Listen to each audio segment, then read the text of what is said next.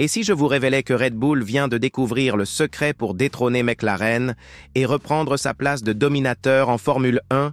C'est précisément la réalité qui s'est déroulée à Monza et les implications peuvent modifier drastiquement le cours de cette saison 2025. Ce que vous êtes sur le point de découvrir va certainement vous stupéfier car nous parlons d'une transformation qui a pris tout le monde par surprise. Partons du scénario initial.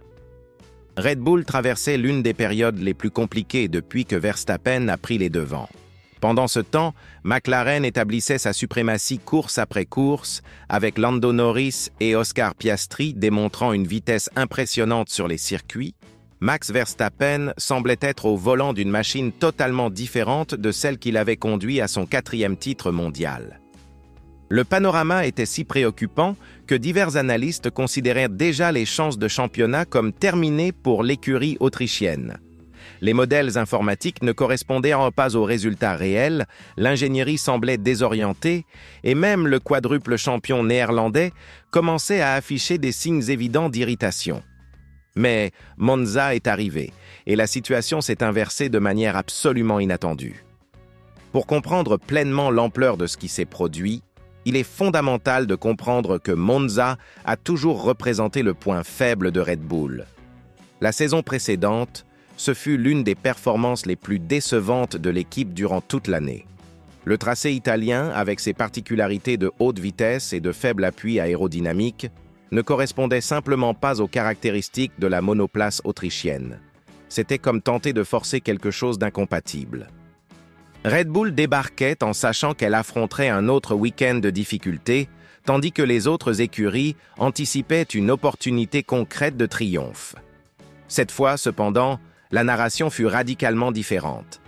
Ce qui a surpris tout le monde, c'est que Max Verstappen n'a pas seulement remporté la victoire à Monza, mais a établi une suprématie totale, se distançant de impressionnants 20 secondes des McLaren qui semblaient auparavant invincibles. 20 secondes d'écart. Pour dimensionner correctement, cette marge représente pratiquement une ère dans la Formule 1 contemporaine. C'était comme si Verstappen concourait dans une division supérieure pendant que les autres se battaient pour les restes. Mais quel fut exactement le facteur déterminant en coulisses chez Red Bull pour générer cette métamorphose complète? L'explication réside dans l'arrivée de Laurent Mekies comme nouveau leader de l'équipe. Mekies, qui avait déjà démontré sa compétence chez Ferrari, a mis en œuvre une mentalité complètement renouvelée dans l'organisation autrichienne, abandonnant la confiance absolue dans les simulations qui conduisaient l'équipe sur des chemins erronés depuis des mois. Au contraire, il a commencé à prioriser l'expérience des pilotes, en particulier celle de Verstappen, qui maîtrise les limites de la voiture comme nul autre. C'est précisément Max qui a défendu une configuration de faible appui aérodynamique pour Monza, confrontant directement les recommandations des systèmes informatiques. Les chiffres indiquaient une direction, l'instinct du pilote pointait vers une autre, et le résultat fut spectaculairement positif. Mais il existe un aspect qui a échappé à la majorité. Cette transformation philosophique n'a pas eu lieu instantanément. Elle était en développement depuis des semaines, avec Mekies remettant en question chaque information, chaque simulation, chaque choix automatique que l'équipe réalisait.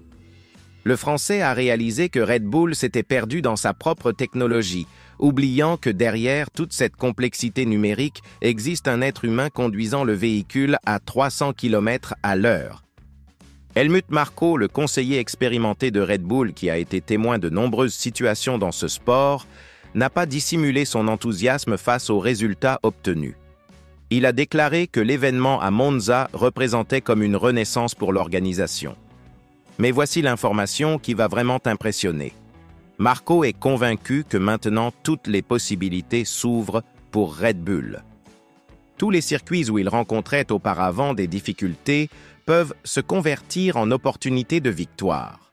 Cela inclut Singapour, la seule course que Red Bull n'a jamais remportée à l'ère moderne de la Formule 1. Réfléchis à l'importance de cette déclaration. Si Red Bull a réussi à établir sa domination à Monza, qui constituait l'une de ses plus grandes vulnérabilités historiques, Qu'est-ce qui les empêche véritablement de répéter l'exploit sur d'autres tracés traditionnellement problématiques? Bakou approche le prochain week-end et Marco exprime déjà une confiance totale pour les rues de l'Azerbaïdjan. Cependant, le véritable défi sera Singapour, qui suit. Il s'agit d'un circuit lent, technique, rempli de virages serrés, avec de nombreux virements de bordure à exploiter, exactement le type de piste où Red Bull rencontre habituellement des problèmes avec les caractéristiques de sa monoplace. S'ils parviennent à triompher à Singapour, ce sera la confirmation définitive qu'ils ont découvert non seulement la formule secrète, mais aussi la méthode pour l'appliquer à n'importe quelle catégorie de circuit. Considère les conséquences. Une Red Bull compétitive sur tous les types de tracés signifie que Max Verstappen retrouve son statut de favori dans n'importe quelle course qu'il dispute.